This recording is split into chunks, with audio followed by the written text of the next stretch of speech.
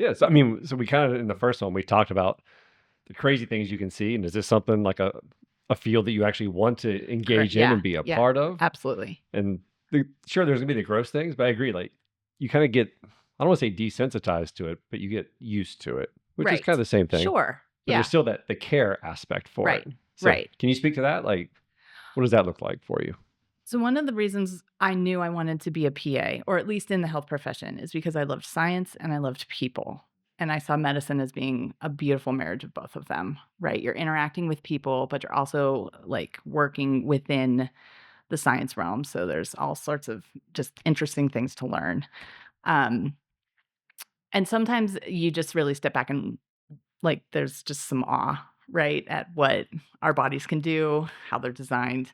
One of those was when I saw a baby being born for the first time, right? Like the So where were you already in training, I or was sorry to in jump in there? training. Yes, Okay. I was one of my rotations was an OB/GYN rotation. Okay. And my school had a relationship with a hospital in Florida. I don't know how they had gotten that. So I've spent 6 weeks in Florida with one of my classmates. We were in this crap apartment, but we were able to, and those doctors let us do all sorts of things. Was it hopefully during like the Pittsburgh winters you got to go It down to was. Florida? It All was right. January. All right. You checked Yeah, out. it was Nice. Good. January. I was in Florida. I was in Panama City, Florida for Wow. like 6 weeks, and it was just amazing. Um, and so they let us hold a pager so that we could be paged when there were women in labor. Quick check. Are you familiar with the He doesn't know pager? what a pager Okay, is. all The right. rock I live under gets We were some just talking reception, about Jared. technology. Like it's fun. Well, I Okay. think that's it like hangs out, right? Like when is the medical field going to get rid of the pager? Right. Like it's still an active. It's been around for a while. It like Why reinvent the wheel? I don't know. Gives them the control. I will call back when I want to, right? For sure. Anyway, so we got paged. I got to go to the hospital. This woman was, and so all of a sudden there's like another human being in the room, right? Like she's there, and then next thing you know, there's a baby. And it was amazing. It was amazing to be able to see that. And then as I learned, because in medicine you see one, you do one, and then you teach one, right? Yep. So then the next time around, I got to be there and catch. You got the Oh yeah, so fun. Is it actually like catching? So actually, all you're doing is preventing that child from like landing on the ground, Oh. right? Like, Okay. Good start to the It's a Right, very time slippery owner. football. I was talking about this last night. I was like, when a baby's being born, right? So the widest part of the baby is the shoulders. Oh, gross. I Sorry. mean, like if I you don't know just why think that- about your body, the widest part is the shoulders. So the Yeah. head comes out, and then they need to get the shoulders out. And so like you're helping, you've kind of pull down a little bit and then pull back, like so you can top shoulder, bottom shoulder, and then next thing you know, that baby's out. Did the head rotation throw you? A little bit. Rotation? Yeah, What? It is so weird. they come, Yeah. so they come down, Face they down. face down, and then they That's nice. rotate. They to have get the exorcist moment. Yeah, They to just get the gotta- shoulders out. I didn't know that. Yeah, That's- it's amazing. It's something. It's just amazing. Yep. You guys are awesome. Childbirth, it is a crazy It thing. is crazy. Yeah. It's crazy, Yep. and that's something a PA can do. Wow. Help with that. Would you ever want to do that again? Maybe. I don't know. I was always more interested in the other end of the lifespan, the end of life, than pediatrics and teeny tiny babies. But it's fascinating. Yeah. There's a lot of, I mean, this is a whole different conversation, but medicine is just different in how the legislation has gone, right? So nurses can go be midwives, and they can Oh. deliver babies, right? Uh-huh. Like they are able to do that. They can get a midwife license to set up shop and deliver babies.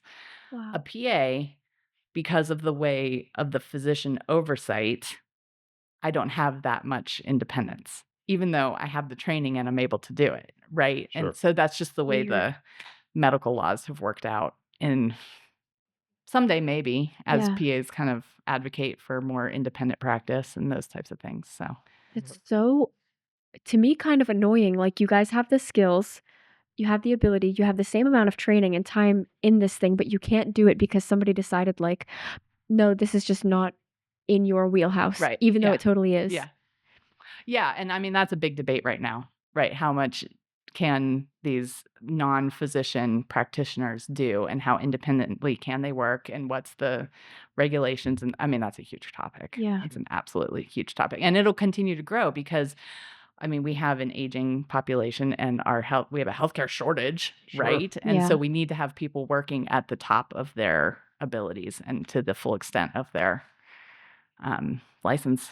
Wow. Yeah. And so, So after seeing a baby being born, yeah. was there like a key defining moment that then pushed you towards kind of Absolutely. changing directions? So, PAs are trained in primary care. So the profession started to help in the primary care setting. It has since evolved into all sorts of different specialties. Like I said, PAs can work in any specialty. So my first job out of PA school was on a medicine floor at McGee Women's Hospital. So it was very general, but it was in a hospital setting. And so I saw patients from all over and got to see when you're working on a medicine floor in the hospital. I mean, people can come in for pneumonia, people can come in for belly pain, people can come in for, whatever. They're in the hospital. One of the things that I got introduced to in that setting was the role of palliative care. And I don't know if you guys are familiar with palliative care or not. No, can you go ahead and define it for everyone? Yeah, absolutely. So palliative care is a subspecialty of medicine. Typically, it is combined with hospice. So when people say hospice, it's end of life. But a palliative care kind of works in the realm of patients with terminal illnesses at sort of any time during their illness trajectory, I guess is the way to put it. So hospice is very much at the end, Very end game, at the kind of. end of life. We are no longer trying to stop the progression of said disease. But palliative care, and palliative means to palliate is to ease or to comfort. Oh. So palliative care is focused on a lot of symptom management involved with terminal illnesses. And then they've also helped out with a lot of goals of care conversations and end of life transitions. So those, when I was on that medicine floor, it was at McGee Women's Hospital. They have a big oncology program. And so the breast cancer patients, when they ran into medical problems, would get admitted to our service. And so I got familiar with palliative care there, and they were just wonderful physicians. Right. And they had a nurse practitioner working with them, and they were fantastic. They were getting people's pain under control. They were getting nausea under control so fast, Wow. You could tell they were truly caring about the whole patient. They weren't just there to fix one problem. They were there to look at everything that was going on and seeing how best they could serve in whatever way they could. So I knew that was a great specialty. I moved to a heart failure position, which was just a train wreck from the beginning. Oh. Have you ever started a job that you knew was bad? Yeah. By the end of my orientation with heart failure, I knew it was not a good fit. And so Can you say more what made it not a good fit? Was it I just don't the know if- situations that was going on, or So, the approach? It was at Presby, which is a huge teaching hospital in Pittsburgh, right? And so it's the upper crust of the upper crust in terms of medical management.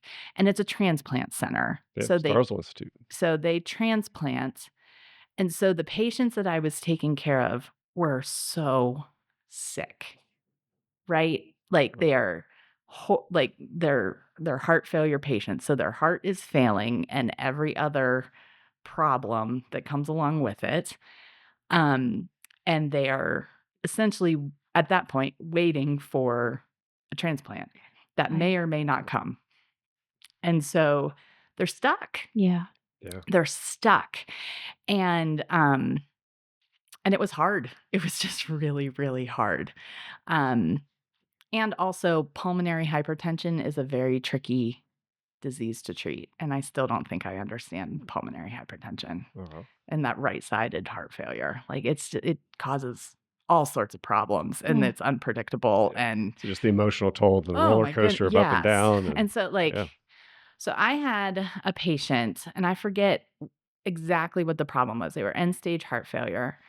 They needed a flow rate of oxygen that was so they weren't sick enough to be in the ICU, but they weren't well enough to go home, Okay. right? So they needed a flow rate of oxygen that just was not sustainable outside of the hospital room that they were physically in. Mm. And it was a really hard situation. They were stuck. They were absolutely stuck. And they were frustrated because Rightfully obviously so, right? they Yeah. felt terrible and they didn't feel like they had a lot of options or even a lot of control over what was going on. Yeah. And so palliative care was consulted to help address that situation and to talk it through with the patient and his family member. And I sat in that room with the palliative care physician as he beautifully outlined sort of the bad, like this is the bad situation. It's not completely all bad. Like you have some options. I mean, It's just the yes, reality of things. yes, Right? we talk frankly about you're dying. This is dying. What would you like this to look like? Wow. And how can we help you support those goals and make that time as good as it can be? I bet that was so much easier for the patient to know, like, oh, this is it. Like, I am right now dying. Because Absolutely. the not knowing, I think, would be the worst part of it. Like, It is. this just a temporary thing? Or, Mhm. like, what's my life going to look like And after once you this? say that, once you say this is a problem that medicine has reached its ability to fix, right? And you're dying, something switches. And Yeah. then they're like, most people are going to say, I want home Yeah. and I want to be around my family. And then being able to help with that was very rewarding. That's So cool. anyway, I walked out of that room because we had a plan, right? We had a plan for how he felt when we turned the oxygen down and a plan for trying to get him home. Sure. And I said to that physician, I was like, are you hiring? Because this is what I want to do. Wow. Like, Okay. this is the medicine that to me felt really rewarding because you're able to walk alongside someone in some of the hardest situations and to be able to problem solve because your brain is swirling when you're in that. And Yeah. and to be able to say, okay, this is what's going on.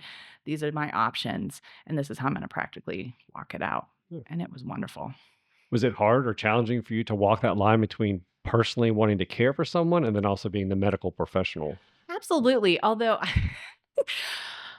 I don't know I always thought this was something wrong with me, but I always felt like I could turn that empathy part. Like I could leave it at the hospital. Okay. Wow. Yeah, like it didn't consume me. There were coworkers that it was consuming, right? And it was really hard for them to be able to say, I can only help so far and I can't fix this. Because you can't fix these problems. And I don't know if I'm just cold inside or what, but like it just felt like I could handle that. Okay. It was easier for me. I don't know. Yeah, just being I able mean, to there were some compartmentalize and that definitely. Yeah. And my department, when I did work in palliative care, we had a I'm not going to remember the name of it. Every week we would have like either journal club or grand rounds or Ooh. something and there was one that we could talk through cases that were like sitting on our okay. brain. And so there was one that I presented because it was long and involved and I needed some help to kind of process it through. And then you can put it to bed, right? Yeah. You can say, So it's more like almost like a grief share. a little kind of- bit. Yeah. Okay. Right. Wow. Yeah. It's nice that they do that. I'm surprised. Yeah. Well, That is- yeah. I mean, you're dealing with a lot of hard things. And Sure. so you need that support. One of the things that I loved about being a PA is that interdisciplinary aspect of working on a team. And so, and some of those situations were really great, but it wasn't just the docs and the PAs. There were social workers there, the chaplains were there, like the other folks that we worked with pretty closely. And so there's a lot of support. Okay. It's wonderful. Nice. Yeah. I don't have anything. That was really crazy. Man. So I worked in palliative care for then 6 years after Okay. that. And then I came full time with Portage. Okay. And now my life looks completely different. You don't do any PA anymore. I don't. Wow. Yeah. Yeah. Do you No, do it's you okay. miss it ever? I do. Yeah. Do you think you'd go back ever? I don't know. I really don't know. That's fair. It's I need I need Pennsylvania's hospice rules to look different for physician assistants. There's just some stupid things that are barriers to PAs working in hospice. I could see myself working in hospice, That is cool. but I don't know. We'll see. Yeah. We'll see. So with the palliative care, like when I think doctors, I think like they're doing their rounds, they see multiple patients all Yeah. the time. But because of the sensitivities and Yeah.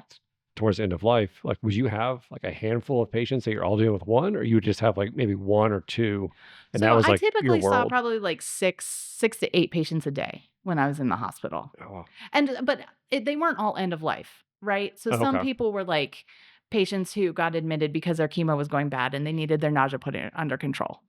So that's a simple problem. You can fix that. Okay. Some people are there just for pain management. You can get that under control. Other people are more complex. Okay. So it really varied. Yeah, I couldn't imagine if you were in like the terminal stages of life and you had 5 of them and you're seeing them Oh, yeah. every day Yeah. for like a month or two, like Yeah. what that would pull Yeah. on you. It gets kind of crazy. Again, you're working on a team, and so you help, and the goal was not to have people die in the hospital, right? You're trying to get them home, right? So you're trying to get. So I mean, people did die in the hospital, but like if you could get them home, you were working towards that goal. Yeah. So that was good. Yeah. You mind me asking, like, would you see like a noticeable shift when you talked earlier about like when they have like the light bulb moment when Yeah. it goes off? Yeah. I was thinking about my grandfather. So Yeah. he had a stroke and kind of went downhill fast. Yeah. But when he accepted like where things were heading, Yeah. he actually became pretty funny. Right. And it was like it's much more lighter. Right. I was curious if you saw that more times than not, because there's gonna be people who are gonna like be clinging and fighting Oh, versus sure. I mean, people. acceptance of it. What was the phrase? People die the way they live. I've You never know? heard that. Okay. So, like, if you are a stressed out person, or if you're like an angry person, you're gonna be an angry dying person, right? Like, How or if you are creepy. like a, more jovial laugh. So there's some personality with it. I think there is something that when people recognize that the end of their life is here, there's a bit of a peace. And some of it is like I can be done with like the doctor's appointments and getting to and from the hospital, which is starting to get really hard, Mhm. and getting poked like with a needle, like for blood work. Like I can be done with those types of things. And then I can actually spend time with doing the things that I actually like. Some people, and this is interesting, and my hospice colleagues can talk about this too. Some people like will look real bad and then they like rally. They'll be like, you think they're dying, and then all of a sudden they're like, making a chicken dinner, and then they're like dead the next day. Yeah, like it's just there's like a surge of energy. unpredictable. It's just so interesting. Like the Yeah. last hurrah before the tree Yeah, like never grows an apple so like again. my grandma was in like a comatose state for a little while, and then she woke up and like she ate a meal, but then she was gone. Like Wow. it's Yeah. interesting. That's my grandfather had prostate, then bladder, then the cancer just started spreading yeah. everywhere. Yeah. And he tanked, but then he bounced back for like a month or Yeah. so and was really lively and we were really Yeah. fun. And then he had the stroke, Yeah. had 2 strokes, and then everything gone. went downhill Wow. Yeah. like really fast. Sometimes when patients stop chemo, they do better for a little bit just because of the side effects and the devastating effects of the chemotherapy that they've been experiencing for so long. They actually feel a little bit better, even though the cancer's not like still progressing underneath, but they feel better. So That's definitely something that I think is normal, but people don't really recognize it as a normal thing. But you guys would know more than I would. Like at the end of someone's life, after a long time of suffering, you get significantly better. I feel like that's something that everybody thinks is like a personal, like, wow, this was crazy. This only happened to me and my grandma. But like, I feel like I've heard so many stories about that, like just that thing. right, it's calming. It's like a surge of Mhm. energy Yeah. right at the end. Yeah. It's not everybody, obviously. Then never mind. I mean, nothing is that constant. Sure. But yeah, it's not an uncommon scenario. Yeah. Yeah. As you were talking, like I just think like we all face different stresses every day. When you feel like you have that really heavy stress on your shoulders, Yeah. like that moment that's lifted off of you, like you naturally just feel up. Yeah. And I can Yeah. imagine like the uncertainty of knowing like, am I going to survive this treatment or am I going to die? And then when you know, it's taken off that shoulder. Yeah. Yeah. That's like, I don't remember who said this, but somebody was diagnosed of, I think, cancer or something, and the doctor told him, this is how you're going to die, this is when you're going to die. And the person reacted really well. They were like, I'm so lucky right now because so many people, everybody, pretty much everybody on earth has no idea how or when they're going to die, but you just answered both of those things for me, so I can just like Well, nobody's that good. not have to Yeah. worry about I it. always no, but it always makes me kind of cringe when people are like, the doctor gave me 6 months to live. And I'm like, Yeah. no one's that good. Yeah. Right. No one's that good. But Yep. they can only guess. They can only look at the scenario they have and compare you to everyone else that they've seen. Yeah.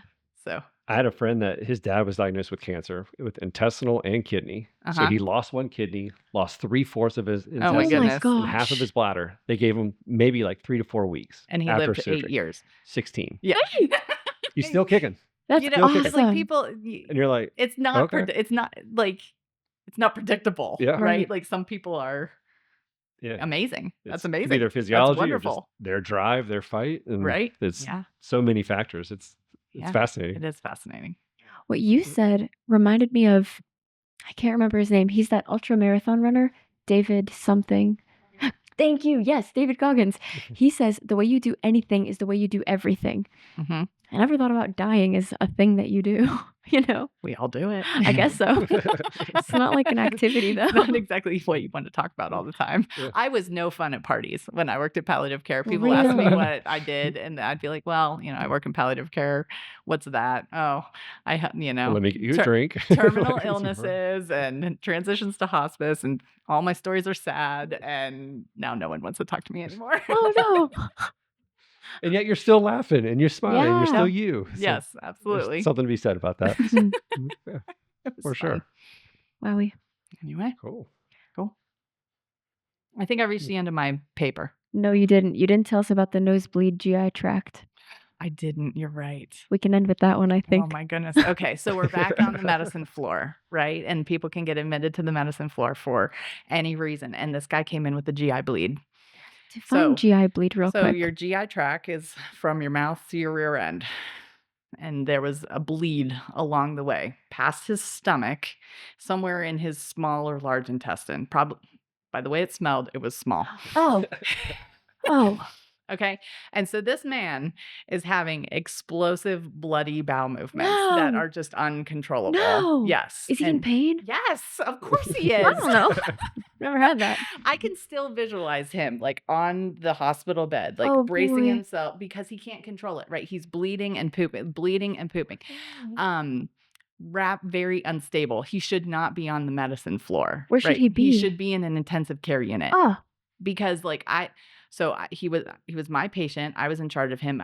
There was a nurse that was involved as well, but she also had like 5 other patients, right? So we're pulling labs, we're trying to transfuse blood, he needs a monitor, he needs blood pressure monitoring all the time because he's hemodynamically unstable. Sure. And it was terrifying. He Yeah. was terrified, I was terrified, and you could smell him on the entire floor. Yay. But did it smell like mashed potatoes? No. No. But If you don't know what that means, you have to listen to another episode.